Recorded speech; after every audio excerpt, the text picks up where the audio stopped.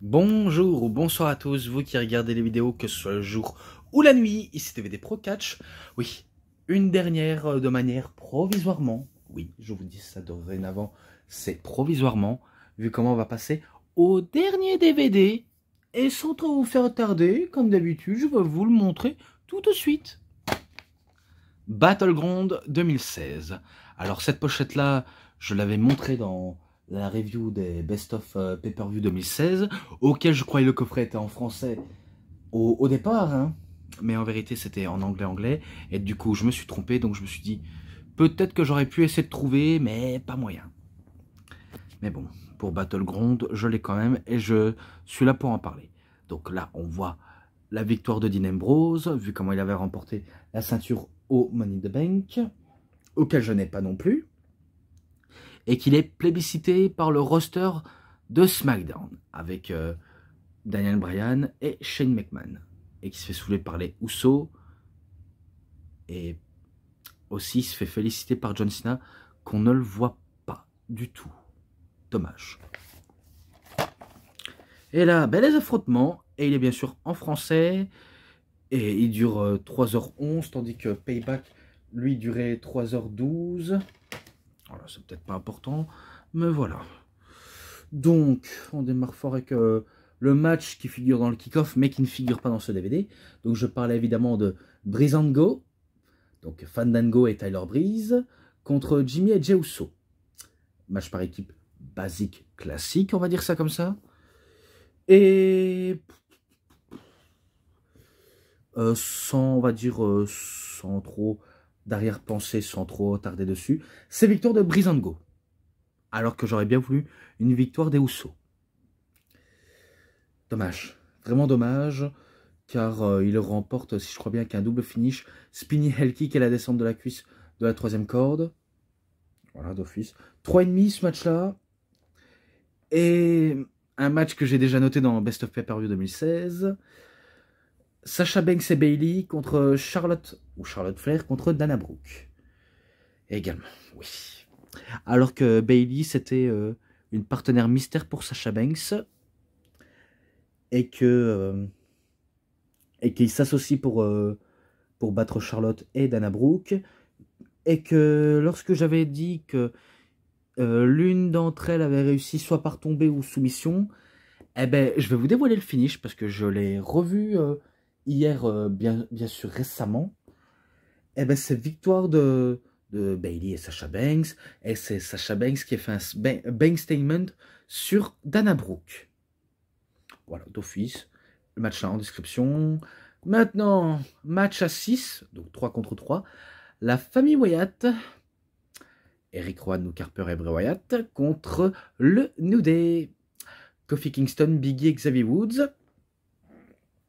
Alors, il y avait une énorme intrigue, comme quoi on va dire, Xavier Woods est comme s'il était possédé par la magie mystique de Bray Wyatt, de manière étrange, très très étrange, auquel on ne s'y attendait vraiment pas du tout, et que il s'est laissé un petit peu embarquer. Je me rappelle qu'il y a eu une rivalité, que ce soit dans un match cinématique, comme quoi il y avait Braun Strowman qui figurait dedans.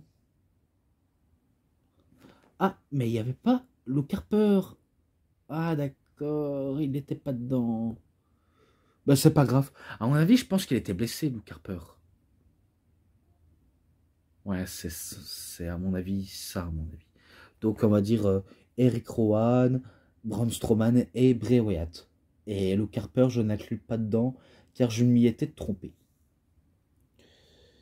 Et du coup, ben, match, on se dit, ah, c'est fort possible que c'est victoire de la famille Wyatt. Et je peux vous le confirmer, c'est victoire de la famille Wyatt, car c'est Bray Wyatt qui clôture ce match en faisant un Sister Abigail sur Xavier Woods. Oui, parce qu'il s'est tellement passé tellement de choses que je peux pas non plus trop en dévoiler, sinon je vais encore durer 1 heure ou deux. Et que ma review précédente, je l'ai fait 28 minutes et des, presque 30 minutes. Donc j'ai pas envie de passer les 30 dernières minutes à vous fatiguer.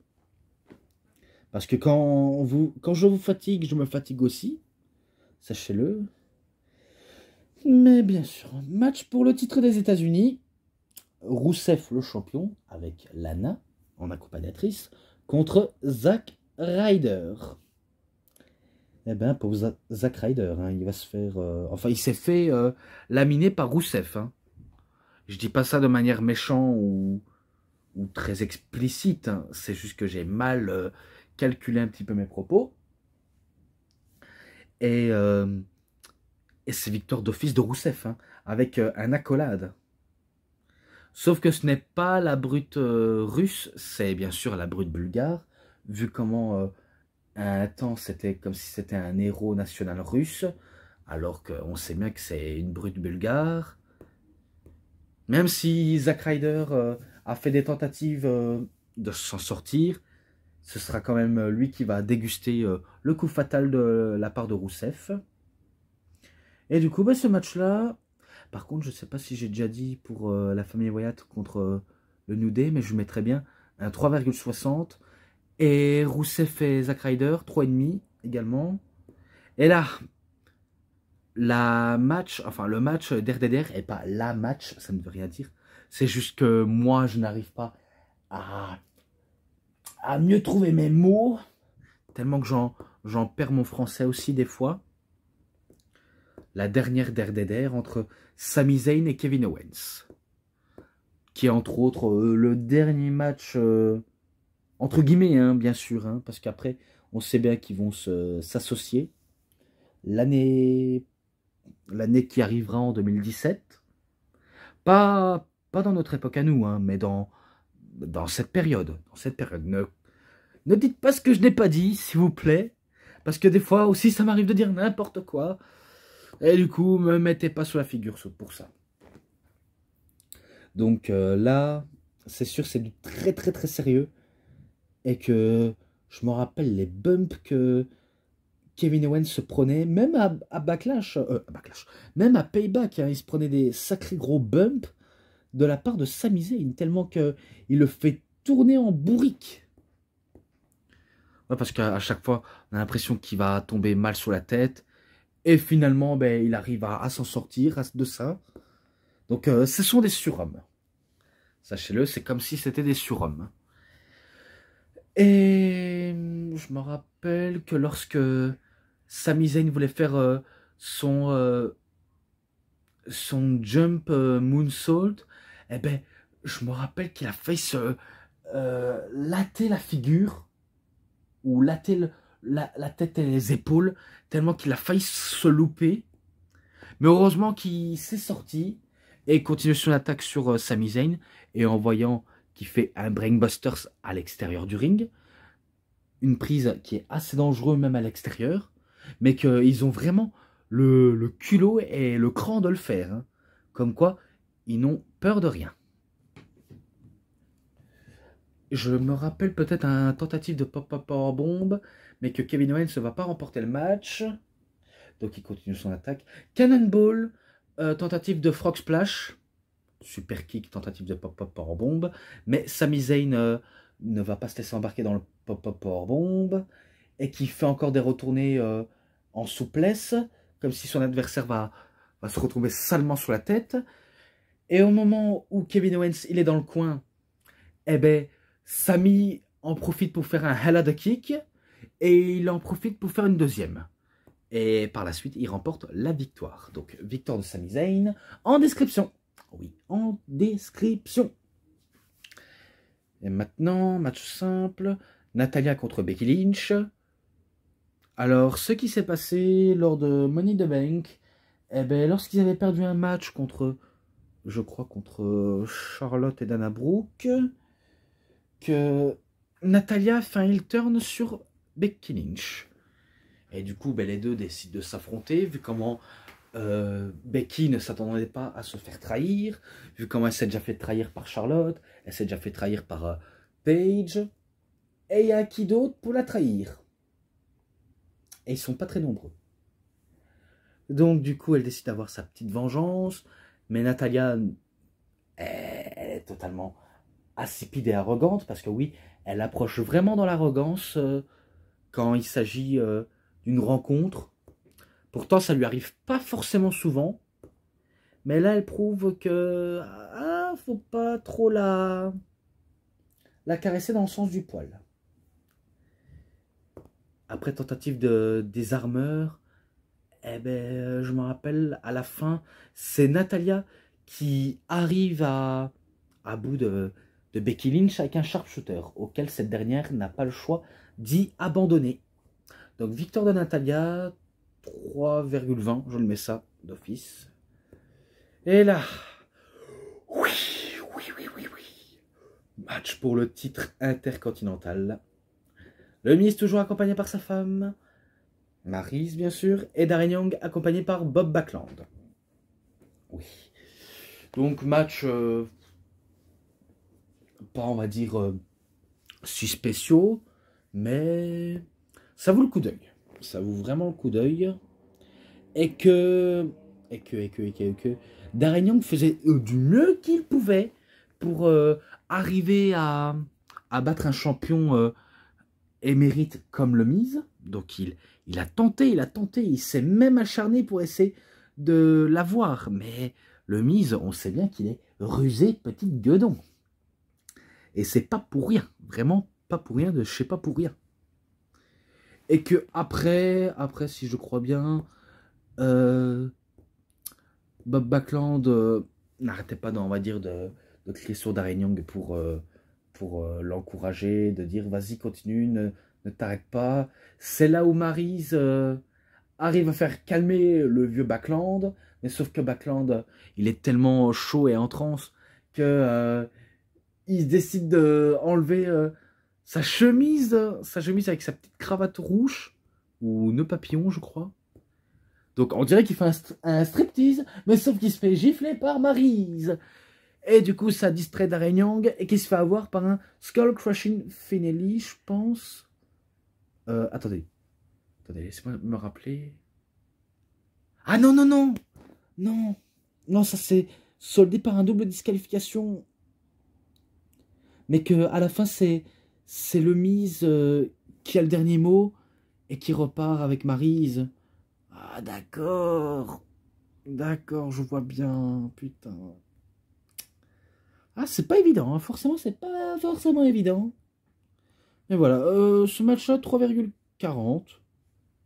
Voilà. Rien de spectaculaire, mais je mets 3,40. Voilà, faut pas non plus trop en discuter. Et là, match à 6, encore une fois. Oui. John Cena, Enzo Amore et Big Cass contre le club original. Ou bien sûr le club tout court. Mais sauf que c'est DOC. Voilà. Les Original Club. AJ Styles, Luke Gallows et Karl Anderson. Donc au moins ça vous laisse au moins idée. Et bien sûr le thème de ce Battleground c'était Raw et SmackDown. Donc c'était ça le thème. Même si je ne l'ai pas dit au début, mais au moins je mérite de rattraper mon retard. Pour éviter que vous soyez en retard également. Eh bien, vu comment les Original Club avaient un seul slogan, tabasser John Cena, parce qu'à chaque fois quand John Cena arrive tout seul, eh bien, ils n'ont qu'une envie, c'est le tabasser, à 3. Et du coup, ben, ça provoque Enzo Amore et Big Cass de venir à sa rescousse. Et du coup, ben, les Original Club veulent se faire quand même John Cena, Enzo Amore et Big Cass. Donc, il va se faire les 3 en même temps. Et que je crois qu'ils ont beaucoup trop parlé, vu comment il y avait travail d'équipe entre Enzo et Cass, tandis que Cena c'est plutôt celui qui dicte un peu ce qu'il doit faire, entre guillemets. Mais passons, je passe très très loin. Je me rappelle au niveau du finish, ils étaient sur la 3e corde, entre John Cena et AJ Styles. Je me rappelle qu'il était en possession du Attitude Adjustment, mais AJ Styles se défend en faisant des sacrés coups de coude dans la tempe de son adversaire ou dans le cou. Donc il s'acharne, et il s'acharne, mais ça n'arrête pas John Cena qui fait son Attitude Adjustment de la 3e corde pour la victoire. Donc il mène la victoire à son équipe. Et ce match-là, 3,70. Je lui mets ça d'office. Et la victoire est au bout des ongles. Après ça, ben, il y a le Jericho Highlight Wheel qui l'accueille ben, le revenant de la soirée, Randy Orton. Oui, parce qu'il va affronter Brock Lesnar au SummerSlam. Donc ça a été confirmé, ça je m'en rappelle très bien. Et du coup, ben, pour sa réponse, eh ben, il arrive dans le petit talk show de Jericho. C'est ça ce que je voulais en venir, mais apparemment, je n'ai du mal à trouver mes mots tellement que il me manque des dictionnaires de mots. Vraiment, ça me manque un petit peu.